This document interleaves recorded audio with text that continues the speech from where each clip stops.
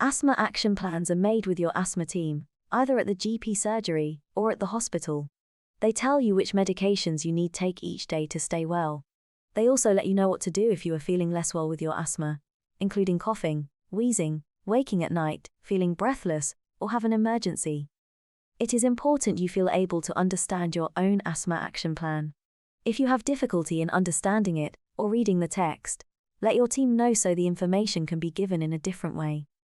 You can ask for one to be made at any time if you do not already have one. It is available in many languages. Take it with you to your asthma appointments if you can. Be sure to keep it safe and consider showing it to your family or carers so they know what to do in an emergency as well. It can be useful to check peak flow readings.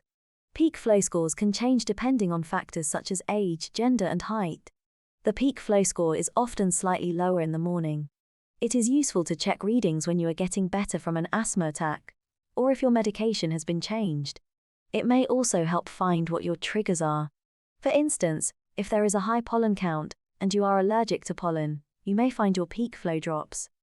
Try to take it at the same time and before you use your asthma medication. Knowing what your best peak flow is can be helpful, and your asthma team can use this to draw up a set of recommendations.